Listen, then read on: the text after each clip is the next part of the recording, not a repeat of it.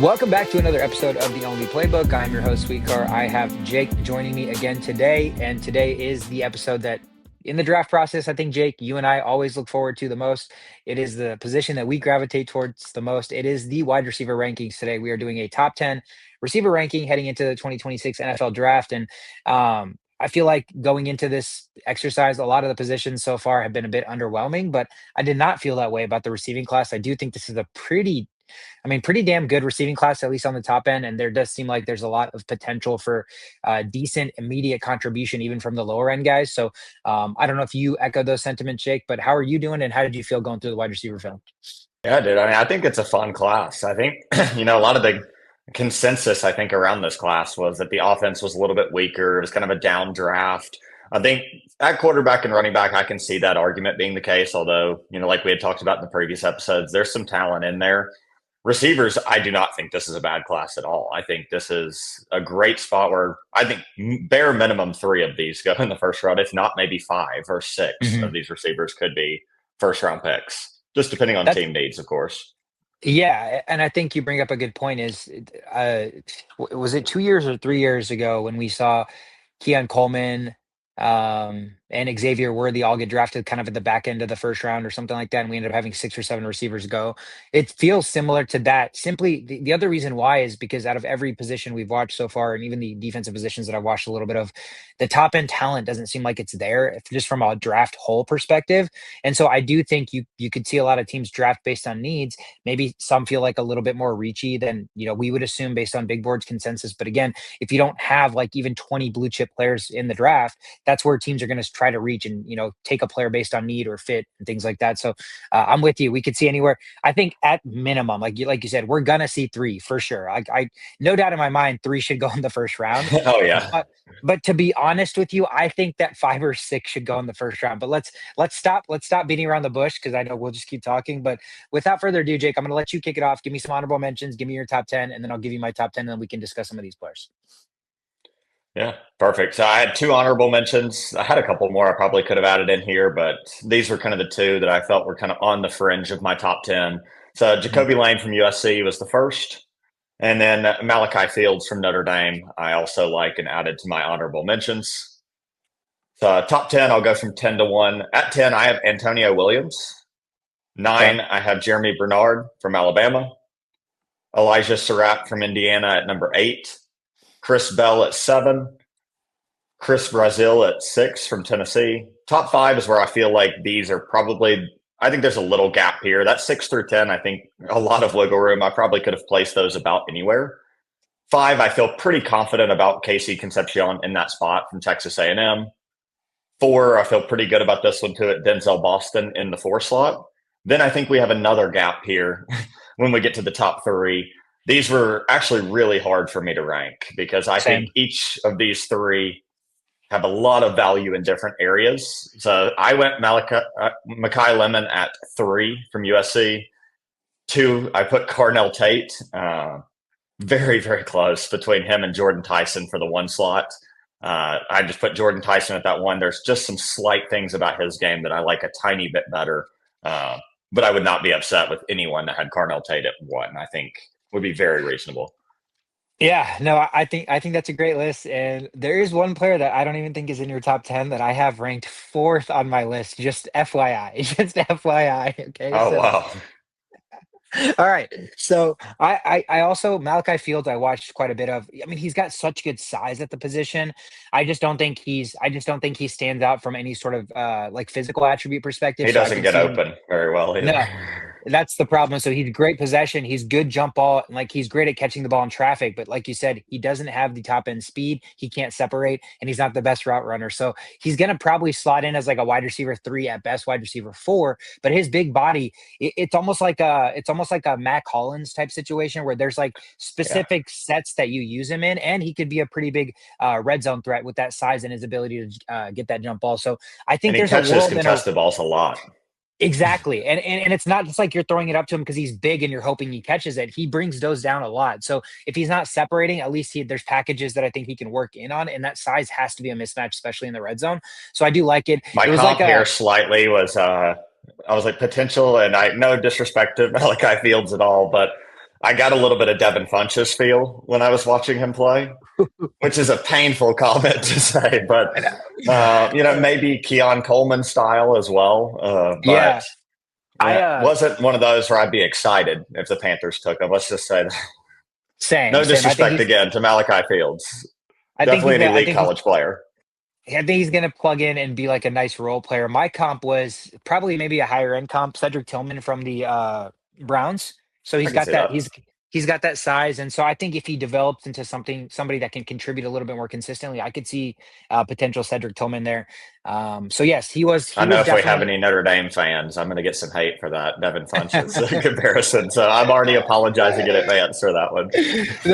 that is hilarious. It's funny that you also I had the other guy same as my honorable mention, Jacoby Lane, 6'4", 6'4" as well, 200.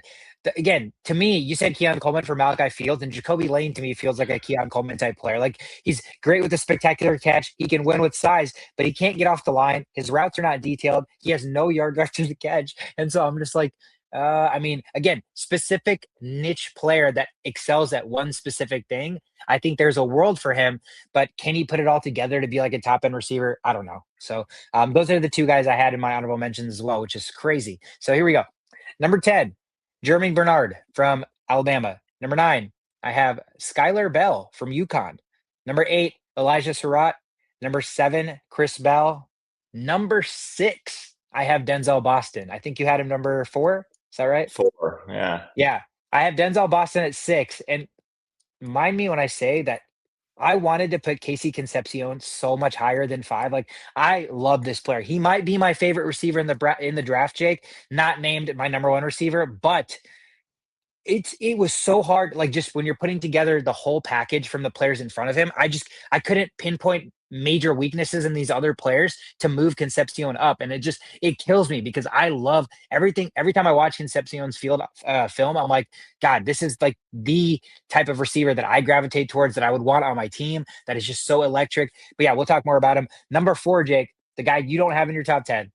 The guy you didn't even mention in your honorable mentions. I got number 4, Omar Cooper Jr. from Indiana, 6', Oh, 205. wow.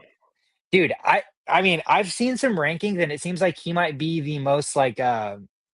Some people don't have him ranked. Some people Volatile. have him pretty high. Yes, volatile, but I don't know. I thought he was very, very polished in everything that he did. And I don't know if it just went unnoticed because Indiana just continued to play like this. We're underdogs. We're like a good story, and so no one player besides Mendoza, I guess, was getting elite level hype. But the more I watched Omar Cooper Jr., the more I was like, "There's a reason Mendoza was also so good." Yes, a lot of it was him. Did But you we have talked about. Sarratt on the list? I might have missed him. I do. I have him at number 8. Elijah Surratt Okay. at number 8. Okay. Okay. So we have him in the Um, same place. Yes. But the thing with Omar Cooper, and if you listen to our quarterback episode, I talked about the biggest thing that Fernando Mendoza excels at is that back shoulder catch or back shoulder throw. Omar Cooper is brilliant at that. It's like Devontae Adams out there sometimes. Yes. And I know that's chemistry between the quarterback and the receiver, but as much as I gave credit to Fernando Mendoza for making those throws perfect, that's also timing for the receiver to know exactly where to stop, where to turn around, and kind of position yourself to get open. And I think he does that really, really well. And this guy can kick and punt return too. So I really, really like Omar Cooper. He seems to be Omar Cooper Jr. He seems to be the biggest volatility in terms of people's rankings, but he's my number 4. 3 through 1, incredibly challenging. Carnell Tate is actually 3 for me, which I hated having to do. Makai Lemon, number 2, and we have the same number 1. He is electric. He is Jordyn Tyson out of Arizona State. So, all right. So, talk to me about. You had somebody in your top 10 that I did not have ranked. Talk to me about that player. I can't remember his name. Yeah, Uh, Antonio Williams from Clemson. yes. Talk to me about Antonio Williams from Uh, Clemson. so where he really jumps out for me is I think he's a really good route runner. I think he Yep. does a really good job running routes. Feels like for me, I think watching like a lot of the tape, there are a lot of good route runners in this class that I think are good, Mhm. but I would put him up there ranked with almost anyone in this class as far as like just pure routes, how well he can cut off the thing. He isn't electric speed, but he has pretty good speed. He can make a lot of big plays. He's good without the ball. Also played in the ACC, so you have to balance that out to an extent with, maybe some weaker defenses he saw throughout the year, which made that explosive play a little bit more consistent. Honestly, the injuries were a little bit of why I maybe didn't have him higher than he is, because he's had a few injury concerns. I think 2023 he missed 5 or 6 games. 2025 was banged up a little bit throughout the year. So I maybe would have had him a little bit higher than I had him, but I think it would have to be the right fit for the quarterback because he is an elite route runner, but I don't see a lot outside of that. And I think he can do a lot where he kind of plays like that Xavier Worthy style role where he can take end arounds, he can take handoffs. So he's just more of a versatile player than I think some of the other guys in this class that I watched. Yeah, I might have to go back and rewatch him a little bit more. Just to get kind of weird, see kind of what you saw in him. There was a lot of receivers I watched, but he doesn't even jump off the page as one that I remember vividly being like, I need to rank him. So it could just be, again, once you get through a lot of these, sometimes they just kind of like, There's so many. yeah, there's so many and they start to mesh together. And then you're like, well, I don't want to take this guy out. I like something about this guy. So it ends up being really challenging, but I will definitely add him to my list. Let me real quick talk about Omar Cooper Jr. And I know you watched plenty of him because you watched a ton of college football. Yeah. Obviously played for Indiana, 6 foot, 205. I just think the things that I love about Omar Cooper Jr. is he made everything he did felt very, very fluid. He's got plus separation versus zone and man, so it didn't really matter what type of defense you're playing against him. He's got a good release package, so it doesn't matter if you're playing press or if you're off of him. He's got enough speed and size to have good yards after the catch ability. He rarely drops the football, like never plus drop rate. And again, he can return kicks and he can return punts. So I mean, I'm looking at his game and I'm like, he's got pretty much the complete package. Yes, he's not quite the athlete or quite the physical specimen of Tate and Tyson, and maybe even Makai Lemon, but he doesn't have a lot of weaknesses in his game. So I'm thinking like he may be somebody that the initial jump from college to pro could take him like a couple years because he's not going to win with all that crazy athleticism and freakishness, but like kind of like a year 3 Nico Collins breakout, if you will. He's not a Nico Collins. That's not his play style at all, but that's what I view Omar Cooper Jr. as being able to do is he's just going to continue to be so consistent that it's going to be like year 3 and we're going to be like, wow, Omar Cooper Jr. has solidified himself as like a really good receiver in the NFL. And so I just did not find a lot of holes in his game. So I don't know if you saw anything similar there, or I guess what holes or, things you may have seen in him.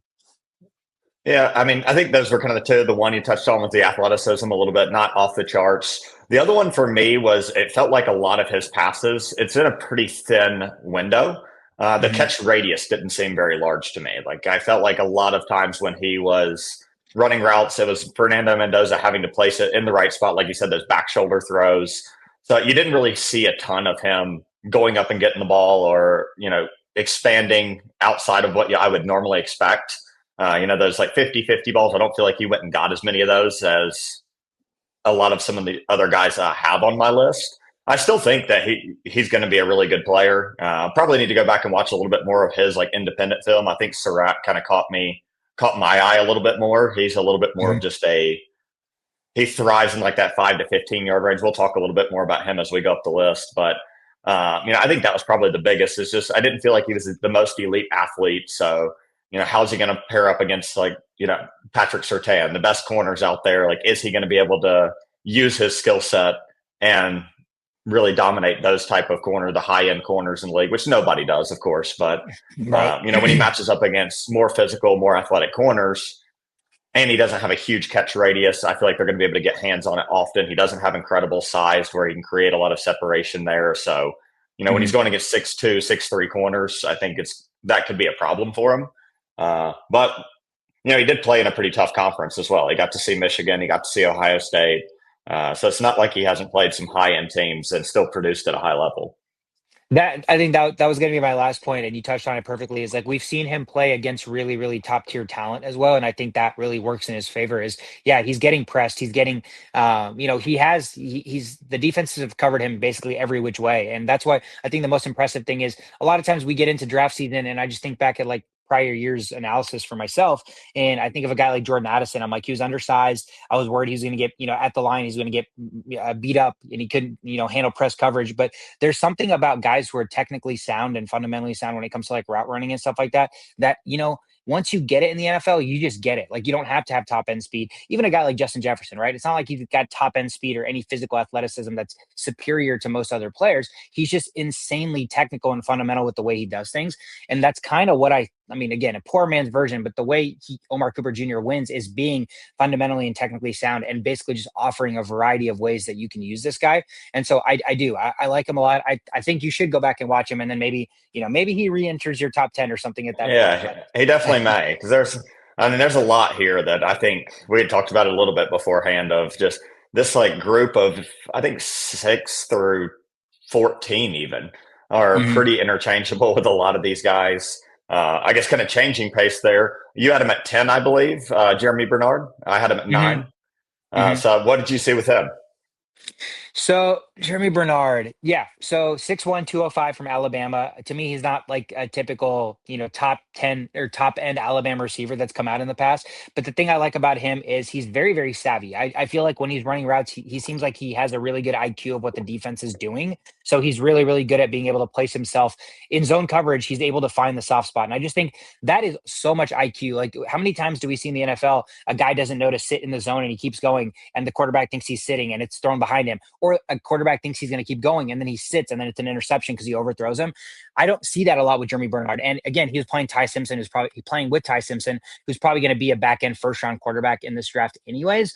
But it's not like Ty Simpson's an elite, crazy good prospect that you just expect the ball to be placed perfectly. So he's got great hands, doesn't drop the ball very much at all. To me, he's like a very intelligent, savvy, just route runner, gets open in zone. Like, the way I comped him was, and it's not a good comp because Jalen Polk had a terrible rookie season, but Jalen Polk coming out of Washington, right? It's like a Tyler Lockett. It's like a guy that understands the game of football and find places to get open, but he doesn't have any elite set of skills that's going to me, make him look like any other, previous Alabama receivers that's getting drafted as a top 5 receiver or even a top 5 receiver in the class itself. Yep, I completely agree. Actually, that was like the number one point I wrote down when I was watching him was extremely high IQ player. Yes. You come in and watch him play. And I think, a lot of people expected this year, I definitely did, that Ryan Williams was going to be the showstopper, the best player on that Alabama team. Bernard actually was the more consistent receiver throughout the year over Ryan Williams. So Ryan Williams, he'll be somebody we're definitely talking about next year in the 2027 class. But he has all the physical gifts, but a player like Bernard was able to just plug into the system and probably be more effective this year. Didn't have the big plays. Like you said, he's not the most explosive player, but I think he's just extremely versatile. He can line up in the slot. He can line up on the outside, really intelligent. He knows really good awareness on the sideline as well, which stood out to me. Ty Simpson would get out of the pocket a lot. I think part of that being the Alabama offensive line not protecting the way they needed to be. But he's really good about sitting down on the sideline, getting those catches right on the edge, getting out of bounds quickly, does a really good job in those areas. So I think it's just something you could always use as a quarterback, especially I think in his case, if he had a mobile quarterback that he was playing with, I think he could be even more of a huge player for someone because he's that guy. When the play breaks down, he finds that empty space, finds where he needs to be and sits down. And you don't have as many receivers in the league that do that anymore. Yeah, he's going to be like a young quarterback's dream receiver because he's just going to understand where to be and how to get open and, safety blanket, all that good stuff. I wrote down, he's just a really good floor receiver. Like, I think he's going to come in and he's going to be able to contribute right away.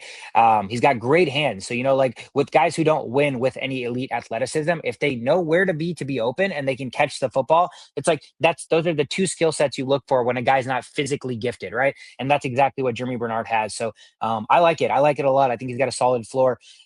You did not have the other one you had, Sky Bell from UConn. So okay, yeah. Let me talk real quickly about Skyler Bell. So Skyler Bell reminded me of Zay Flowers. To me, he was like a very, very Zay Flowers type receiver, 6 foot, 185. He's a savvy route runner. He's a lot smaller, but similar to when I watched Zay Flowers film in college, I felt like the size didn't hinder his ability to go up and get contested catches. Like, a lot of times guys play bigger than they are, right? And a lot of times if you're smaller, you may be fearful of getting the what am I trying to say? Getting bumped and like playing physical into the catch. And I don't think Skyler Bell struggled to do that. He's solid at creating separation. The one thing is he's kind of a gadget player in the sense that like Zay Flowers, they use a lot of screens, a lot of shorter passes, a lot of catch, run after the catch. And similar to what I thought about Zay is Sky Bell could struggle with press coverage in the NFL. Again, 6 foot, but 185. He's very slender. And he to me, he looks shorter than 6 foot. That's why it feels like it's even more like Zay Flowers. But regardless, these are players that, when you have a player that you can put the ball in their hands, at the line of scrimmage or behind the line of scrimmage, and they could quite literally probably get you a touchdown if everything works out. I'm always going to be intrigued by that guy. You're never going to want to overdraft these players because they're not going to be true number one receivers for your team. But I just think he has the gadget type fidgety movement. He's smaller. He's savvy. I don't know. I just saw a lot of Zay Flowers, and Zay Flowers was a former first-round pick in a little bit of a weaker wide receiver class, if you will. But still, I do see tremendous amounts of similarities. But my biggest fear is a lot of gadget plays and could struggle against press coverage. Did you see anything in Sky Bell? Did you watch much of him at all? I did. I think maybe a little bit of bias here on why he didn't make it onto the list. I mean, again, no disrespect to UConn, just the schedule that the UConn's playing throughout the year. When I was watching him, I think he does a lot of really good things. Like you said, he's a great gadget player. But I never felt like he was taking over games. And I think, for me, watching a player like UConn, when you're playing against so much weaker competition. Now, if he was at Alabama putting up the same stats he was putting up at UConn, very different conversation, I think, just because you're playing against high-end players. That was kind of where my fear comes into play, is now that this is a jump to the NFL, you're playing against the best of the best. Even if you're lining up in the slot, these nickel corners are elite. We have very good defenders in the NFL. I just wonder if he's going to be able to translate over with his play style, if he's going to be even close to as effective as what he was in college, when we really haven't seen him tested against any true competition up to this point. I think one of the toughest games on their schedule was Duke last year. So, they've not really played a lot of high-end teams to a point where it's kind of tough. It makes it harder to rate him as well, where you don't really know how he would look if he got dropped in the Big Ten or in the Big 12 or SEC. So maybe a little bit of bias there. Probably somebody I should go back and watch a little bit more just for the on-the-field tape. But that was kind of one of the big things, is it never felt like he was taking over games. Whereas if I'm seeing a player at UConn or a small school, if I'm going to put them in my top 10, these guys I just think played at bigger schools and had more of a takeover ability in big games than what I saw from him. Yeah, no, that's fair. That's fair. Who did you have at number 6?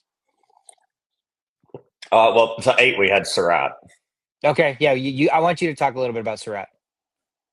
Yeah, so I mean, I think he really dominates the intermediate space. Look, he's not necessarily like the deep guy. He's not incredibly fast, but he gets open really well. I feel like when he sells a route, his ability to sell routes and cut back in, get those intermediate, like that 5 to 15 range.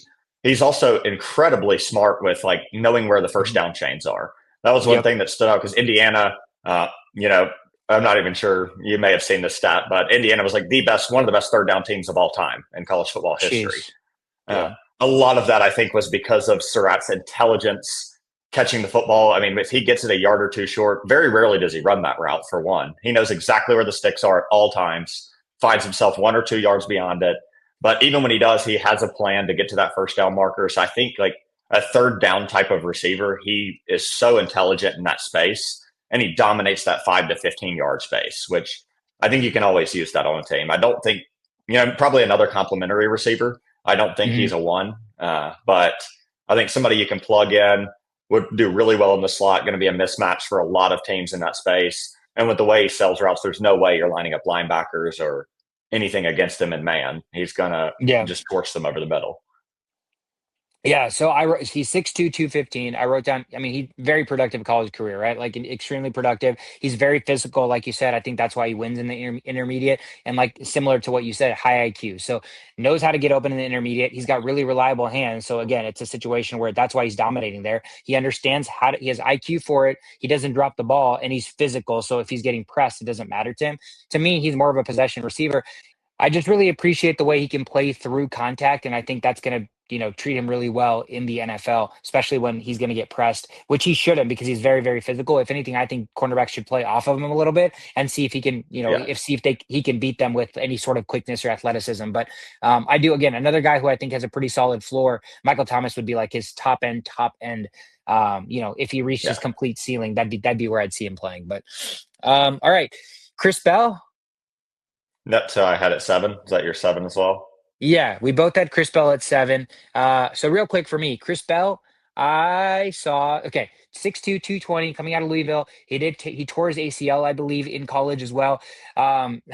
Chris Bell to me looked like DK Metcalf, man. He's like DK Metcalf light is what I wrote. He doesn't have a ton of legitimate routes to run. He's schemed up a lot. Like a lot of his plays are all schemed up. He's freaking jacked. So he's he's absolutely built like a truck. And so I think he's another guy that has a ton of ability. He can hit a home run. You can scheme up plays for him. But I mean, how high I was on DK Metcalf, and DK Metcalf's bigger, stronger, faster, it just makes me worried that when these type of receivers come into the NFL and they don't have the ability to just run a vast route tree, if you're not going into a system that is, predicated on drawing up plays to get you the football, you can get weeded out real quickly, right? Like if you're in an offense that's not designed to get one guy the football, it's just kind of going through your progressions and doing all that stuff. Like Chris Bell might just not be open enough to even get the football. And so that is my fear with him. But I don't know. It's always enticing to get somebody who is such a physical freak the way he is, because you always try to tap into somebody's upside. And if he pans out, he could be a freak. But I watched the NFL Stock Exchange podcast. I don't know if you watched them, but they compared Chris Bell to Quincy Enunwa. I don't know if you remember who that is, but he's a former Husker who got drafted to the Jets. And my God, to me, when I watched him on the Huskers, it was almost like watching a tight end play receiver, because he's such a physical freak. Like he gets the ball, he can run you over, but he's only 6'2" or 6'3". So he just plays with that physicality that you appreciate. But I don't know, like technically speaking, like from a technicality standpoint, I just think he lacks a lot from a route running standpoint. I think that's going to limit him big time. Yeah, no, it's actually funny you mentioned that, because one of my evaluation points was, say, he's a very stocky wide receiver. They actually did line him up in the tight end slot a few times at Louisville. He would rotate into that role. And a lot of it, too, is because he can block pretty well. Because he's so physical, he's strong. I could even see like him transitioning into kind of a hybrid role where he plays a little bit of both. I think he would be really good to plug in on your run offense as well, because he's a very physical receiver. If you're swapping him out for, say, like Kai Shakir and Buffalo, where, you have a smaller guy, so you want to swap them out for the run game, get him in there to be more physical. I think he could really help in that regard. I honestly would not be overly surprised if he would be light for the position for sure right now, just based off of where he's at. But the strength, I think, could make up for it. He could be really lethal in the tight end spot. Okay. If he were to play in that position, there aren't going to be many linebackers that can keep up with him, because he's deceptively fast. He's not going to burn corners, I don't think, as much as you would expect. But if he gets linebacker matchups, I think those are matchups he could really take advantage of. Extremely physical. So, I mean, I honestly thought, like, when I was watching, I was like, kind of like a Kyle Pitts style like where he's a little bit lighter for the tight end position. He's more of a hybrid receiver, hybrid tight end type of player. So hopefully, can kind of plug into a similar role like that, where Kyle Pitts is kind of starting to gain a little bit of momentum coming off of last year. I think he could be a similar player where he needs to come into the league, kind of bulk up a little bit more, maybe just not even bulk up. He's very strong, but more so put on weight, put on size if he wants to make that transition. Cause I think he's a little bit small for that right now. But definitely a player I could see switching into playing kind of both of those roles at the NFL level. Yeah, absolutely. Absolutely. I think there is definitely some potential there. What do we got next? Denzel Boston. I have him at 6. You have him at 4? I do. Yes. I had him up at 4. Okay. So I'll go real quick with Denzel Boston. 6'4", 210 out of Washington. He's a great run blocker. I think that was one of the biggest things that stood out to me is this guy will get dirty for you. So, and he's already got the size. So you always appreciate a receiver who's already a good receiver, but doesn't mind being a good run blocker as well. I just love that in players. 93% contested catch. So 6'4", that size absolutely comes with the ball, where if you throw him a jump ball, this dude's coming down with it. And you know what's crazy is if it's not a jump ball, 92% drop rate. So he's not dropping the football, even if it's not a contested catch. situation. So absolutely a red zone mismatch. To me, the easiest comp that I found with him is he plays a little bit like Michael Pittman Jr., but he's got a little bit more agility and smoothness to his game. So it's almost like best case is like a quicker, more agile Michael Pittman, which would be an awesome receiver in the NFL, right? So I think there is a lot to love with him. I don't know. Nothing about Michael Pittman screams, I have to draft this guy to me. And I know that's probably an unfair Yeah. comp to him, but the way the other players above him play, it's just personally the way I gravitate towards the type of receiver skill set. Denzel Boston's great. I think he's going to be really, really good in the NFL. I just think the receivers I have ahead of him, I just like the way they play their position a little bit better. Yeah. No, I mean, I think he was another one that I think could be swapped out with a few of these. Like him and Casey Concepcion are both like players that I'm like, I could see flipping them for sure. Mm-hmm. But yeah, I mean, I just love the size, and he actually has pretty good speed for the size. I mean, he's not Mm-hmm. like game wrecking speed, but Mm-hmm. for 6'4", he's pretty fast Yep. overall. The one thing I didn't like about him was I didn't really feel like the separation was very good, Yep. which was a little bit concerning for me because I think size only goes so far in the NFL. He does do a great job of going up and getting the ball, but is that going to continue to be as successful against some of the top end corners in the league? I'm not sure if that can be the case. So the separation was definitely a concern. But like you said, I think elite blocker really Yeah. does well. He can line up against edges and push them off Mm-hmm. the spot, but does an incredible job blocking. So I think that's somebody you always value in the league. You can always find a spot that he competes really, really hard. Did never really seems to take a play off. So I think he's just like from what I could tell, obviously not knowing the guy, but it seems very like high energy and competes extremely hard. One of those guys that I think is a great red zone threat too. If you get him in Yep. one-on-ones against smaller corners, he can go up and get the ball. Probably not going to be making as many game-wrecking plays, like the big 70, 80-yard catches, but I just think somebody you can have consistently catching one-on-one matchups. Yeah, I mean, in an ideal world, again, like I said, if he ends up like Michael Pittman Jr., you're going to consider that a win and a home run of a draft pick. And even who knows, maybe his upside is a little bit higher, and it's Mike Evans with a little bit more agility or smoothness, right? So there is a lot to Yeah. like. Again, the top end of the receiver class really ends up becoming like a pick your flavor. Which again, him and Concepcion, two completely different receivers, right? So tell me a little bit about what you saw with Casey Concepcion. Did you have Chris Brazzell on your? I did not have him in my top 10. Did you? Okay, so I actually had him at 6. Okay, talk to me about him real quick. So I don't like the comp for a guy at 6. I feel like I'm kind of doing him dirty a little bit with the comp here, but I saw a little bit of Xavier Legette and the way he plays. Yeah. And which college Xavier Legette, I think, was a phenomenal player, Awesome. right? He has great physicality. His catch radius is huge. He's a freak Mhm. athlete. He has great size. There's a lot of things I really like. The other things is he does drop the ball more than I would like to Yes. see, which is Yep. why the Xavier Legette kind of popped into my head was this is a guy Yeah. that doesn't always, you don't feel very confident with him catching the ball consistently. But I think he is really good once he gets the ball in his hands. He's pretty explosive as a playmaker. Uh, Footwork also wasn't great for him, but the upside there I really liked with the explosiveness, his size. And so I ranked him kind of right there above Chris Bell for me, just because I felt like he was just slightly better at some of the things I like about Chris Bell. Yeah, I do have him on my list of players I watched. He's a great vertical threat. So what I wrote 6'5", 200, right? So anytime you see a 6'5" receiver, I'm gonna want to watch the tape. A vertical threat, good separation for his size, but same thing. The two things I wrote that I didn't like, drops. Drops are a major concern. And he doesn't have he doesn't have a very vast route tree. Enter the Xavier Legette comparison, right? Is he doesn't have the ability Yeah. to run all of the 9 release packet or the route tree, essentially the complete route tree. And I think the fear is that he again becomes like you're going to line up on the outside and every time we use you it's just going to be like a go route, or we're going to give you like a screen and see if you can just run after the catch. And so again, very unique skill set, gadgety. The size is always intriguing at 6'5".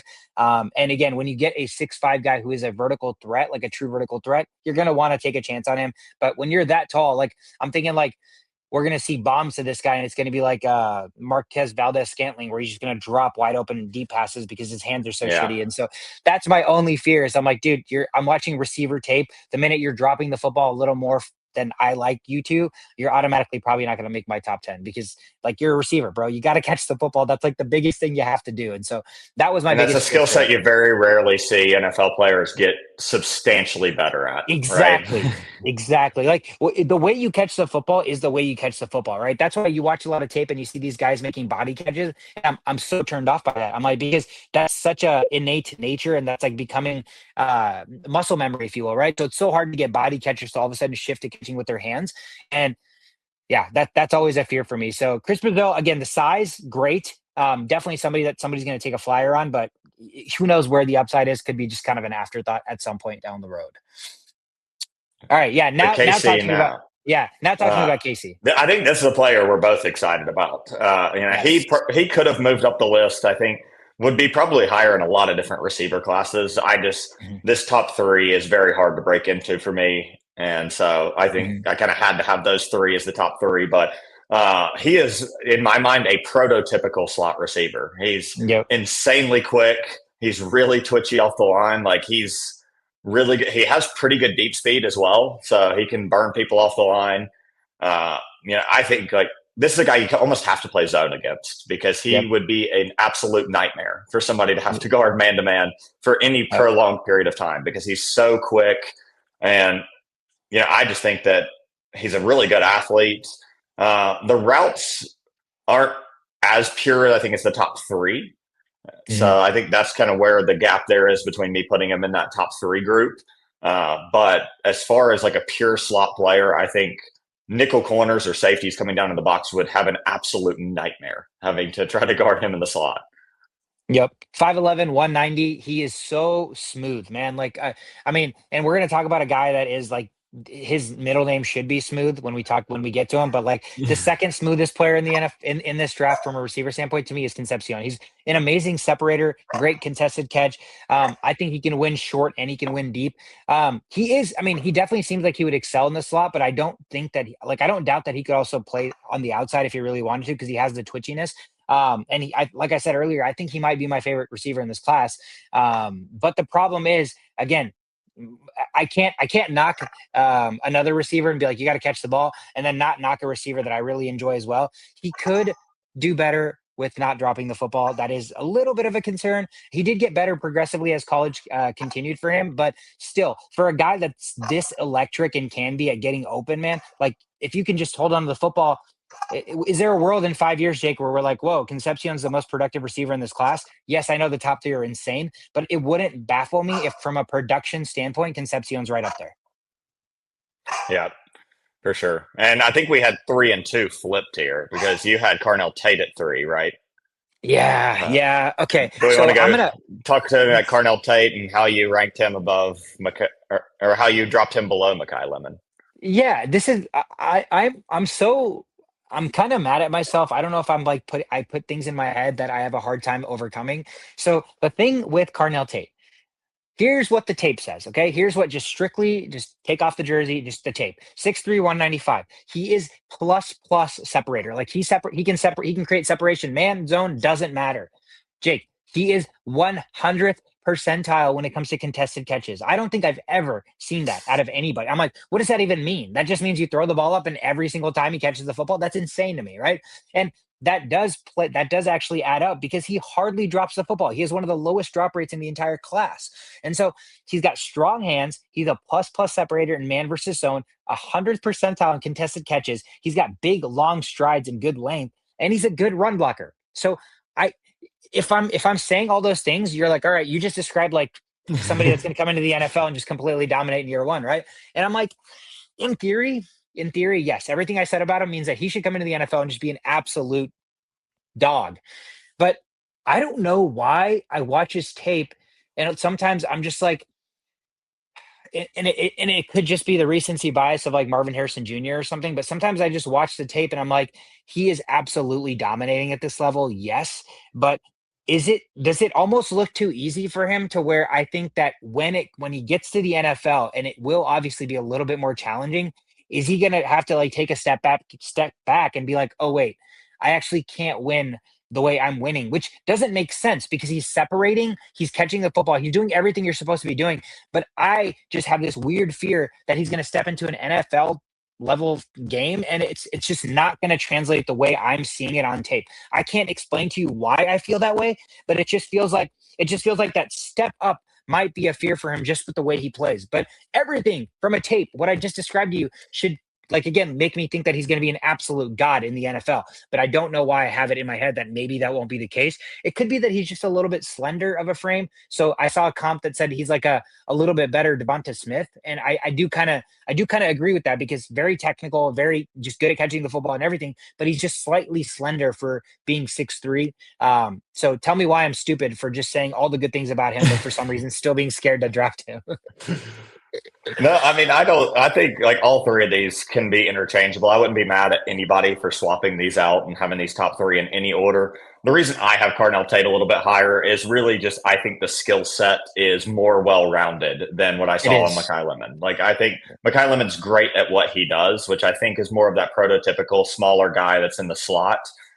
Carnell Tate, I think, is just so good in so many different areas. He does everything so well, and that was one thing that definitely popped into my head. The one, speed is, he's not the fastest player. He's definitely not a burner.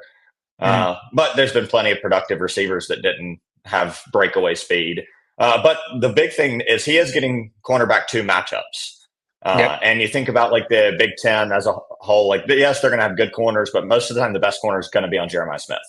That's just a fact. And then even last year they had, other receivers. I forget exactly who was with him last year at Ohio State. Igbuka, probably. Yeah. So it's like they constantly have so many receivers at Ohio State, but Ohio State has kind of been receiver U recently of just producing outside of Marv that hasn't quite found his stride. I still feel pretty good about Marv being a solid player in the league. I don't know that he's going to be at the upside that we thought he was going to be coming out. But Carnell Tate, I think, he's great with the jump ball. He's a huge playmaker. He catches everything you throw at him. So he's just one of those guys that I was like, I can't really put Makai Lemon above him when I feel like Makai Lemon's so limited to what I think, in my opinion, just what he does well. He does it at an insanely high level. But with Carnell Tate just being so much more versatile, I just couldn't put Makai Lemon above him in that spot, which I guess kind of shifting to him. Guy on the smaller side, he's under 6 foot tall, but unbelievable in the slot. Like he's so good. It's absolutely ridiculous. Almost never drops the ball. His out route is just insane. 99% drop rate. Sorry, I didn't mean to interrupt you. Yes, he almost never drops the ball. Continue. Yeah, and his out routes are unbelievable. He doesn't really do as much after the catch as some of the other players. So that was kind of another spot where I dropped him slightly below the other two. But as far as like what he does it at the highest level I've seen coming out in quite a while. Like, as far as a like slot type receiver, which is where I think he makes the most sense. Like, could he line up on the outside and do some good things? Yes, I think maybe he can get open. But where he's the best, I think, is when you can line him up in the slot, have him running quick out routes. He's just unbelievable at getting open on those. He's so quick. And so I think a true like top tier slot receiver coming out this year. I agree. I think you're rarely going to see a more polished slot receiver come out. Like you said, it almost felt like at times I could have been like, hey, let's take him, let's put him in the Lions offense and substitute him in for Amon-Ra St. Brown. And I feel like the offense would just work the exact same way. I'd be like, what am I missing here? And so I know everybody wants to comp him to Amon-Ra, and he does in a way play like that. But the way I thought he played more so was he's 5'11", 195. So it's obviously not the same size, but he plays like a smaller Puka. Like when Puka lines up in the slot, the way Puka wins is basically Makai Lemon minus, a certain amount of size, 99% drop rate, 94% yards per route run. So he can win basically everywhere. Like you said, his yak ability is not as good as the others, only 77%, but still for just a slot receiver, it's still adequate enough. And 93% contested catch. So yeah, he's playing only in the slot, but he's still able to fight through coverage, fight through press coverage, any kind of contact up at the catch point. It doesn't really bother him. And he's very smooth. He's smooth when he's catching the football. He's smooth at catching and then accelerating. So I really like his transition from like just catching the ball and immediately jetting upfield. Like I said, I put slot receiver most likely, but elite slot receiver. Like he could come in the NFL and be like a top 3 slot receiver almost instantly. And so there's just, dude, the problem with me was this weird fear I had with Carnell Tate. I looked at Makai Lemon's tape, and I have zero. Like, there's nothing Yeah. on his tape that makes me be like, he's not going to be good. It's kind of like there's nothing. He's going to come into the NFL and he's going to be a god. He's going to probably catch 100 passes every year for a decade. Like I just there's no other way around it, dude. There's no other way around it. And I'm like, how can I possibly not put this guy, top two or almost one when I'm watching his tape and he has no weaknesses to his game except for like, yeah, I guess he's at least more of a slot guy than outside, but like, who cares? Like, I think we've debunked that for years now. We're watching guys just play in the slot and absolutely dominate and wreck games, and it doesn't matter that they're not playing outside. So I just think that ship has sailed to be like, that could be a weakness for him. But yeah, dude, everything to like about him. Mindset, attitude. God, he had an interview the other day that I watched, and it was just like, God, he just has like that bulldog. Like he's like, I don't F around. Like, I'm here to play football, and like I'm just gonna beat you. And I'm just like, God, everybody should want that guy on your team. So I love Makai Lemon. And yes, if you want to compare to Amon-Ra, both USC guys, both slot guys, both playing with like a chip on their shoulder. It is a sound comparison, but I do think he plays a little bit more like Puka, as a little bit undersized, obviously. Yeah. And then our number one guy. Yes, both have Jordyn Tyson in this one spot. We can go ahead and throw out the big concern here. Everybody knows what the concern is with the medical history. Yep. Yeah. Yep. So, but outside of that, I don't really see any weaknesses at all. He's just incredibly good route runner. He can go up and get the ball. He very rarely drops the ball. He's almost always open. I'm like, everything about his game screams wide receiver one to me. Outside of the medical history of, and that's the big risk you're taking, is Carnell Tate's been extremely consistent. Makai Lemon's not really been hurt that much, but Makai Lemon's size also makes me worry a little bit more about him maybe getting hurt with some bigger players, taking bigger hits in the league.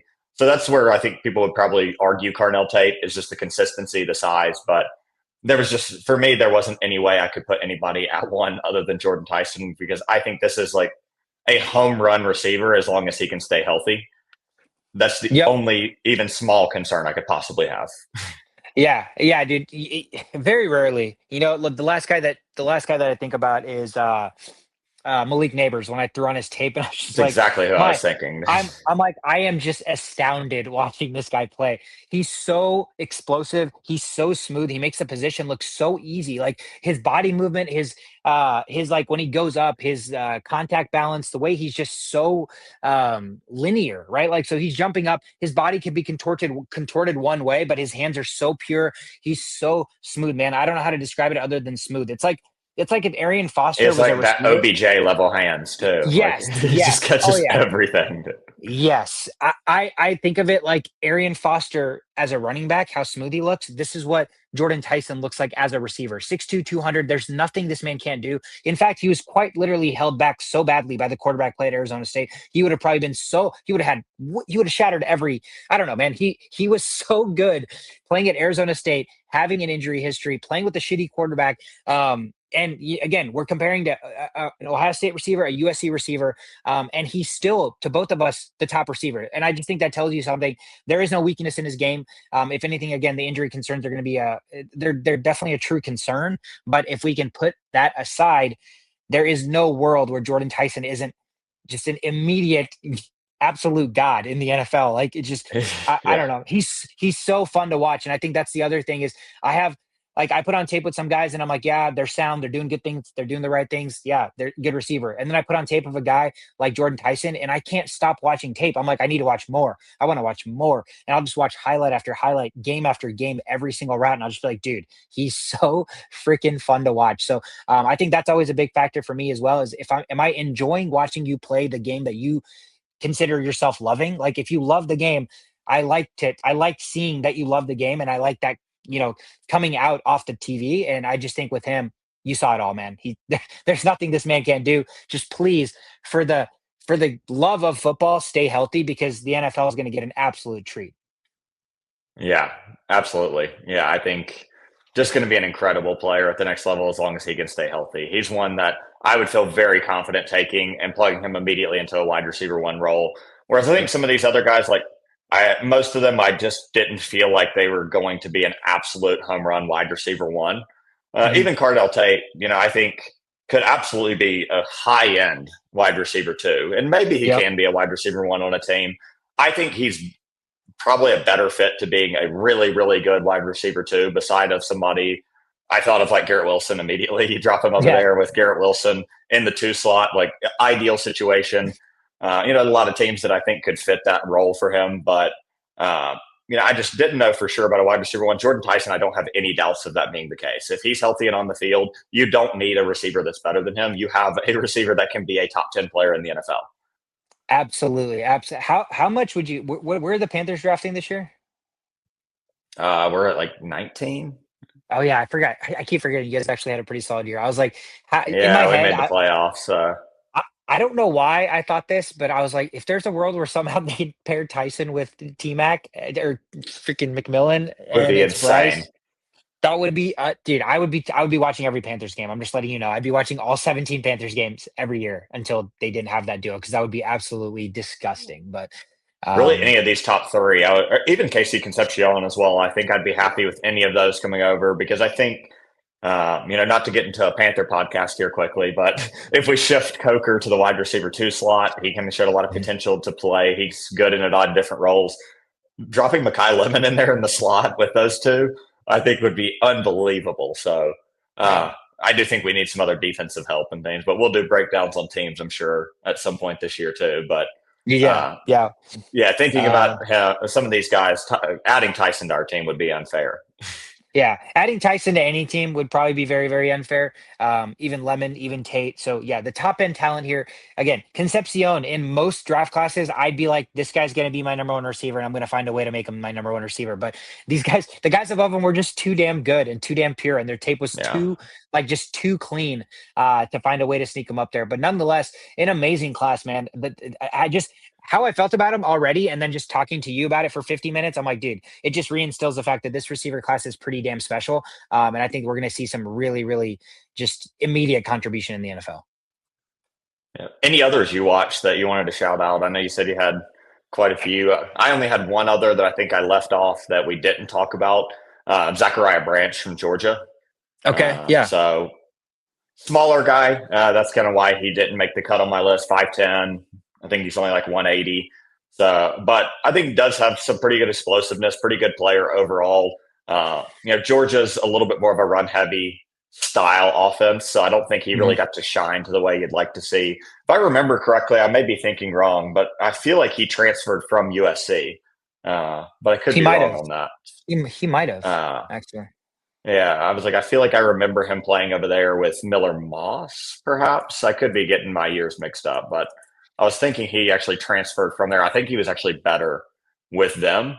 If I'm thinking correctly, I was actually going to look it up and just make sure I was right, and then I'm not thinking of a different player, but I was fairly confident it was him. Let me look. Yeah, he spent 2 years at USC. Makes sense. That makes sense. And obviously, it makes sense why he would do better there. Playing next to, Yeah, yeah, much more of a playing next pass to, heavy offense. yeah. And you got Makai Lemon there too. Like, all right, bro. Um, Yeah, yeah, I exactly. actually I had one that I watched similar size and everything to your guy just now. Dion, did you watch Dion Burks from Oklahoma, 5'9", 180? Seen a little bit of him. So the thing with Dion Burke is the size was the fear, but pound for pound, like if we're just talking about at his size, he's very, very strong for 5'9", 180. He's incredibly explosive. He creates separation really well. He's just small. He's just small, but it doesn't necessarily, in my opinion, impact the way he plays. OU wasn't, I mean, they didn't, the game didn't really funnel through Dion Burke. So there's always like I don't really know how it's going to translate to the next level, but he didn't really drop the ball. He had great hands. He's explosive. I think it's just the size is the fear there. But again, in the Yeah. NFL right now, like they're taking Tank Dells and all these guys to be in the slot at tiny sizes, and I think Deion Burks has a world where he can compete and actually make a dent in an NFL team. So I actually really liked him, but he didn't crack my top 10 And just another simply receiver because that of was size. kind of in a run heavy offense. Yes, So it's like exactly. may not have seen his full potential yet. Also, Yep. quarterback injuries throughout the year, so that kind of hindered who was Yeah. throwing you the football. And anytime you're switching quarterbacks, I don't care how good of a receiver you are. We see it with Justin Jefferson, right? Yep. You just can't find that consistency when you constantly have a different quarterback on the field. So, Yep. that even could have held him back a little bit this year just with some inconsistency at quarterback. Yep. Absolutely, absolutely. That is it, man. That's all I had in terms of players I watched and wanted to talk about. Just an elite receiving class, in my opinion. I think they're going to come on, and I think they're going to take over the draft. Like I could see a world where we see Yes. 6 or 7 go in the first round, and it would not surprise me at all. Again, thank you guys so much for tuning in. I know that ran long, but we headlined in the beginning. We love wide receivers, so we are going to talk about them a little bit longer than other positions. I'm Swikar. That is Jake. If you're watching, hit the like, the subscribe. It helps spread the word. Instagram, Twitter, TikTok's where our socials are.